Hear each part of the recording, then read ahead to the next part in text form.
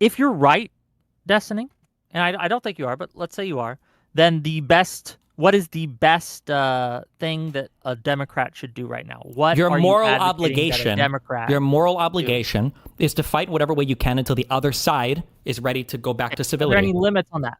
It's what you match. It's tit for tat. It's tit for tat. You match whatever they're So It's the doing. most successful I think we know what that biological, means. that's the most successful survival pattern that's ever been discovered in all of computer science and all of evolutionary history. Yes, every other strategy is defeated. Yeah. We can caveat and say in a video game, but I think we know exactly what that means. If it's tit for tat, well, what was the tit that just happened? Which means what is the tat in response? Like, is that not a problem? Wait. Are you implying that the You other just said side? you said Hold. Wait. the solution is go Wait. tit for Are tat, you right? yeah? Are you implying that I'm worried that Republicans are going to call for violence now? Because No, they've no, already all done that. What are you talking about? Okay, and I'm saying the tit for tat. We've had the tit, and now you're saying that what has to come next is the tat. And I love I just tits. Yeah, and that's where we've been for 10 years since 2016. Is the back and forth. Yeah, and the other side is unwilling to return to civility. So yeah, I would look though at who have been the most effective political leaders as far as actually effectuating real change in the country, really throughout its history. Is it the people? Just to take one example, was it MLK? Was it Malcolm X? Was it the one who said, let's actively practice civil disobedience as we're being hosed down, as we're getting dogs set on us?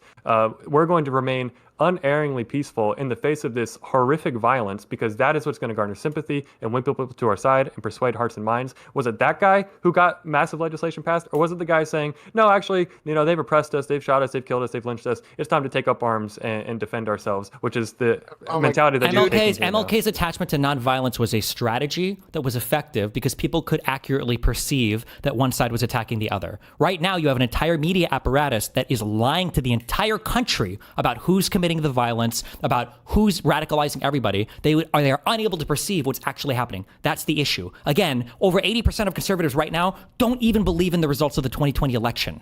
MLK's strategy only worked because people actually saw what was happening, and you didn't have a whole AI system of fucking Russian bots and all this other crazy conservative shit who have all decided, I guess we could fucking lie as long as we, spread our message. That's the difference. If people couldn't actually perceive MLK, the children and everything getting attacked by dogs and shit, then it would have been a dog shit strategy. Here, Gen Z, let me put it this way, okay?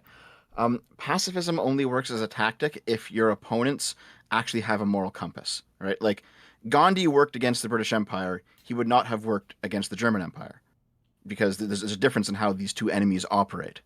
You cannot simply lie down and let your opponents destroy you and hope that your suffering moves their hearts. Not if their hearts aren't going to be moved.